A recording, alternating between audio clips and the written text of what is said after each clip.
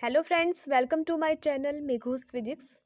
आज की वीडियो का हमारा टॉपिक है सर्कुलर मोशन। तो चलिए स्टार्ट करते हैं। ठीक है, सर्कुलर मोशन क्या होता है? जब भी कोई ऑब्जेक्ट किसी सर्कुलर पाथ में मूव करता है तो उसके मोशन को हम सर्कुलर मोशन कहते हैं। जैसे रेक्टिलिनियर मोशन में हमने पढ़ा था कि जब स्ट्रेट लाइन पाथ में कोई ऑब्जेक्ट मूव करता है तो उसका मोशन लीनियर मोशन या रेक्टिलिनियर मोशन कहलाता है। तो सर्कुलर मोशन में जो पाथ होता है वो सर्कुलर होता है। तो मेन डिफरेंस इतना ही है। ठीक है, when an object moves along a circular path then its motion is called circular motion. यहाँ पर ये फिगर में हमने एक सर्कुलर पाथ दिखाया हुआ है जहाँ पर कि जिसकी रेडियस आर है, और अगर रेडियस आर है तो सरकमफ्रेंस इस सर्कुलर पाथ की कितनी हो जाएगी? 2πr। सरकमफ्रेंस का यही फॉर्मूला होता है 2πr, जहाँ पर आर रेडियस है। ठीक है, अब देखिए सर्कुलर मोशन की स्पेशलिटी क्या है, मतलब इसका कैरेक्टरिस्टिक क्या है। सर्कुलर मोशन में जो डायरेक्शन होती है मोशन की वो लगातार चेंज होती रहती है। ठीक है, तो इस वजह से वेलोसिटी में भी चेंज आता है। तो देखिए वेलोसिटी इन सर्कुलर मोशन, ठीक है, इस क्या होती है हम देखते हैं। In circular motion if the object moves with a velocity of constant magnitude along the circular path. ठीक है, सर्कुलर मोशन में क्या होता है, इन सर्कुलर मोशन जो ऑब्जेक्ट की वेलोसिटी है वो अगर कांस्टेंट मैग्नीट्यूड है, उसका मैग्नीट्यूड मतलब न्यूमेरिकल वैल्यू उसकी वो कांस्टेंट है, तो जो ओनली चेंज आएगा वेलोसिटी में वो किसकी वजह से आएगा? Change in direction of motion. क्योंकि हम देख रहे हैं कि डायरेक्शन ऑफ मोशन जो है वो लगातार चेंज हो रही है, तो इस वजह से वेलोसिटी जो है वो चेंज हो रही है। अब देखिए वेलोसिटी जो होती है एक वेक्टर क्वांटिटी होती है जिसमें कि मैग्नीट्यूड भी होता है और डायरेक्शन भी होती है। ठीक है, तो अगर मैग्नीट्यूड फिक्स भी रहे, मान लीजिए ये कोई कार है और ये 2 मीटर पर सेकंड या 5 मीटर पर सेकंड की स्पीड से मूव कर रही है, पूरे मोशन में इस कार की स्पीड इतनी ही रहती है 5 मीटर पर सेकंड, पर इसकी डायरेक्शन देखिए इसको इस पॉइंट पे भी चेंज होगी। हर पॉइंट पे जो डायरेक्शन है मोशन की वो चेंज करनी पड़ेगी। ठीक है, तो इसलिए वेलोसिटी में क्या हो जाता है, एक चेंज आ जाता है। हम इसको ऐसे भी समझ सकते हैं, मान लीजिए कोई रेक्टेंगुलर पाथ है। ठीक है, ऐसा कोई रेक्टेंगुलर पाथ है, इसमें कोई ऑब्जेक्ट यहाँ पर से मूव करना शुरू करता है। ठीक है,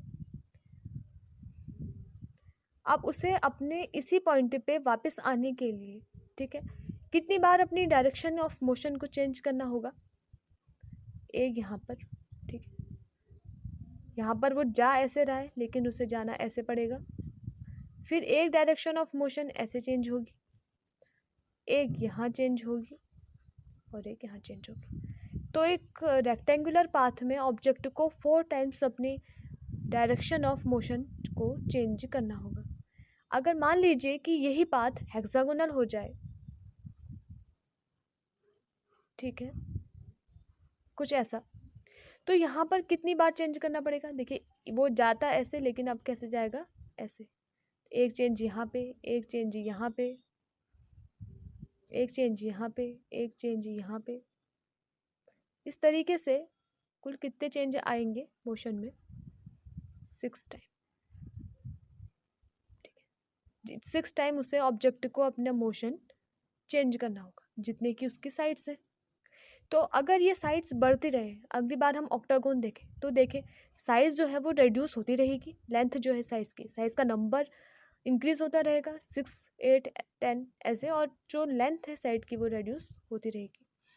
तो अगर बहुत नंबर ऑफ साइड्स आ जाए, ठीक है, तो वो पाथ कैसा लगने लगेगा फिर? एक सर्कुलर पाथ। ठीक है, जहाँ पर हर एक साइड की लेंथ एक पॉइंट के फॉर्म में आ जाएगी, और जो मोशन है वो जैसे यहाँ पर 4 टाइम, यहाँ पर 6 टाइम, अगर ऑक्टागोन होता तो 8 टाइम चेंज होता।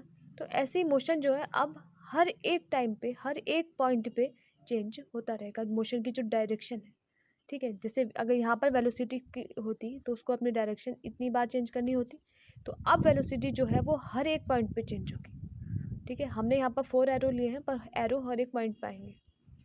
ठीक है। तो अगर इस कार को मूव करना है सर्कुलर पाथ में तो हर पॉइंट पे कार की डायरेक्शन जो है वो चेंज हो जाएगी। तो हमको पता है कि वेलोसिटी में अगर डायरेक्शन भी चेंज हो जाती है तो वेलोसिटी को चेंज माना जाता है, तो वेलोसिटी चेंज हो रही है।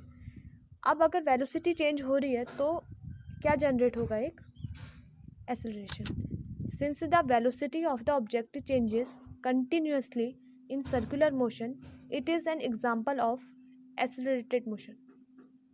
ठीक, क्योंकि एक्सेलरेशन तो जो होगा ही ना, अगर वेलोसिटी में चेंज आता है तो एक्सेलरेशन होता है, और अगर एक्सेलरेशन होता है तो वेलोसिटी में चेंज आता है। ये तो रिवर्स है एक दूसरे के। तो यहाँ पर एक एक्सेलरेशन जो है वो प्रेजेंट है जिसकी वजह से वेलोसिटी चेंज हो रही है। ठीक, अब देखिए वेलोसिटी को हम कैसे कैलकुलेट करेंगे। हमको पता है कि वेलोसिटी डिस्टेंस ट्रेवल्ड अपॉन में टाइम टेकन होता है for an one complete round around circular path of radius r. मान लीजिए एक कार का यही स्टार्टिंग पॉइंट है और उसको एक राउंड कंप्लीट करके दोबारा इस ही स्टार्टिंग पॉइंट में आना है, तो उसके द्वारा जो ट्रेवल डिस्टेंस होगी जो कार ने कवर करी कितनी हो जाएगी, सर्कमफ्रेंस ऑफ द सर्किल के इक्वल।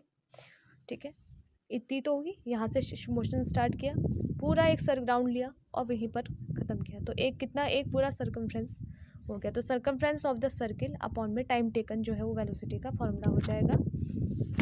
और इसको आगे देखते हैं। v equal to 2πr upon t. ठीक है, जहाँ पर 2πr सर्कमफ्रेंस है और t टाइम टेकन है। तो ये जो फॉर्मूला है ये सर्कुलर मोशन में है वेलोसिटी के लिए।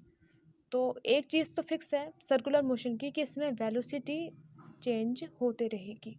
ठीक है, सर्कुलर मोशन का कैरेक्टरिस्टिक ये है कि वेलोसिटी कभी भी सेम नहीं रह सकती, मतलब फिक्स नहीं रह सकती। वेलोसिटी में चेंज आएगा और हर पॉइंट पे आएगा, और किसकी वजह से आएगा, वो डायरेक्शन की वजह से।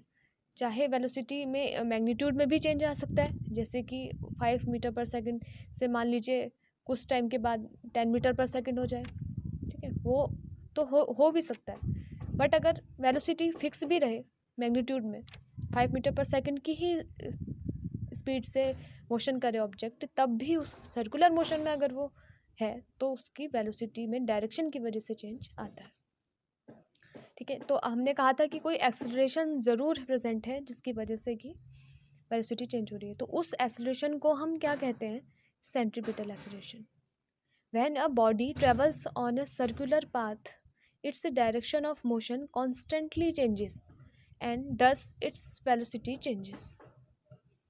ठीक है, क्योंकि डायरेक्शन ऑफ मोशन चेंज हो रहा है तो वेलोसिटी चेंज हो रही है, producing an acceleration which is known as centripetal acceleration. तो हम इसे ऐसे भी समझ सकते हैं कि एक एक्सेलरेशन वर्क कर रहा है, इसकी वजह से वेलोसिटी चेंज हो रही है। तो वो एक्सेलरेशन कितना होता है, AC equal to v² upon r। ये फॉर्मूला है।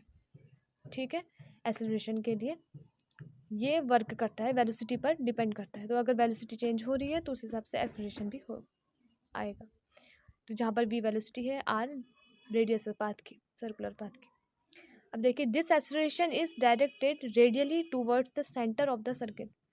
तो सेंट्रीपिटल एक्सेलरेशन की एक फिक्स डायरेक्शन होती है जो कि रेडियली इनवर्ड होती है, सेंटर की ओर। हम इसे कैसे समझ सकते हैं, यहाँ देखिए फिगर में,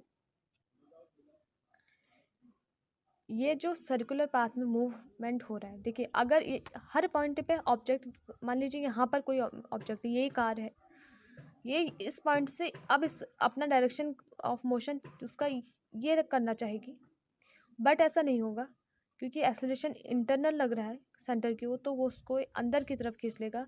ठीक है, और मोशन यहाँ जो होना चाहिए था वो यहाँ ना होके फिर ऐसे होगा। फिर वो यहाँ इस पॉइंट पे भी इधर जाना चाहेगा लेकिन मोशन अंदर की तरफ खींचना चाहेगा, तो फिर मोशन ऐसे होगा। तो हर पॉइंट पे इंटरनली अंदर की ओर जो है सेंटर की तरफ कार के को एक एक्सेलरेशन मिलेगा जिसकी वजह से उसकी वेलोसिटी हर पॉइंट पे चेंज होगी। ठीक है, अब एक्सेलरेशन जब भी प्रेजेंट होता है या जनरेट होता है तो कोई ना कोई फोर्स उसके पीछे ज़रूर वर्क कर रहा होता है। अभी तक हमने फोर्स के कॉन्सेप्ट को नहीं पढ़ा है। ठीक है, उसको अब हम नेक्स्ट चैप्टर में पढ़ेंगे कि कैसे मोशन में चेंज आता है। ठीक है, क्या उसके पीछे वर्क करता है, तो क्या वर्क करता है, कोई ना कोई फोर्स। तो यहाँ पर वो फोर्स कितना है, FC सेंट्रीपिटल फोर्स, तो वो फोर्स सेंट्रीपिटल फोर्स जो होता है हमेशा सेंटर की तरफ लगता है, ठीक है, और एक एक्सेलरेशन को जनरेट करता है जिससे वेलोसिटी में चेंज आता है, ठीक है। तो उसकी वैल्यू सेंट्रीपिटल फोर्स की कितनी हो जाएगी, Fc equal to mv² / r। The force causing centripetal acceleration is directed also towards the centre of the circle, जैसा कि अभी हमने देखा कि सेंट्रीपिटल फोर्स और सेंट्रीपिटल एक्सेलरेशन दोनों सेंटर की ओर लगते हैं, radially inward, and it is known as centripetal force. तो Fc का फॉर्मूला क्या हो जाएगा, mv²/r, जहाँ पर m जो है वो मास है उस ऑब्जेक्ट का जो कि सर्कुलर मोशन कर रहा है, ठीक है। अब देखिए यहाँ पर कार सर्कुलर मोशन में है, तो इस कार का मास आएगा, ठीक है। अब अगर मान लीजिए कि यहाँ पर कोई छोटा बच्चा इस सर्कुलर पाथ में मोशन करे, तो वहाँ पर उस बच्चे का मास आएगा, तो उस बच्चे का मास कार के मास से तो कम ही होगा, तो वहाँ पर जो सेंट्रीपिटल फोर्स लगेगा Fc वो कम लगेगा, ठीक है, क्योंकि Fc कितना है कह रहे हैं हम, Fc इक्वल टू mv²/r। तो ये m जितना ज़्यादा होगा, मतलब कि ऑब्जेक्ट जितना भारी होगा, जितना मैसिव होगा, उस पर सेंट्रीपिटल फोर्स भी उतना ही ज़्यादा लगेगा, और अगर ऑब्जेक्ट का मास कम है तो उस पर जो सेंट्रीपिटल फोर्स लगेगा वो भी कम लगेगा। तो अगर बच्चा दौड़ रहा होता उस पर सेंट्रीपिटल फोर्स कार के कंपैरिजन में कम लगता, और कार मैसिव है तो उस पर ज़्यादा लगेगा। अगर इससे बड़ा कोई ट्रक होता तो उस पर सेंट्रीपिटल फोर्स कार से भी ज़्यादा लगता है, क्योंकि किस पर डिपेंड कर रहा है, मास पर, और वेलोसिटी और रेडियस पर तो कर ही रहा है, ठीक है। तो आज हमने सर्कुलर मोशन को पढ़ा, उसका बेसिक कॉन्सेप्ट क्या होता है वो हमने जाना। अगर नेक्स्ट वीडियो में हम कभी जब आगे देखेंगे तो उसको डिटेल में भी पढ़ेंगे, बट इसके बाद जो हम चैप्टर स्टार्ट कर रहे हैं वो है फोर्स, ठीक है, ताकि हम ये जानें कि जो मोशन में डिफरेंस आता है वो कैसे आता है, ठीक है। तो अगर आपको वीडियो पसंद आया हो तो प्लीज़ लाइक कर दीजिए, चैनल को सब्सक्राइब करिए। Thank you.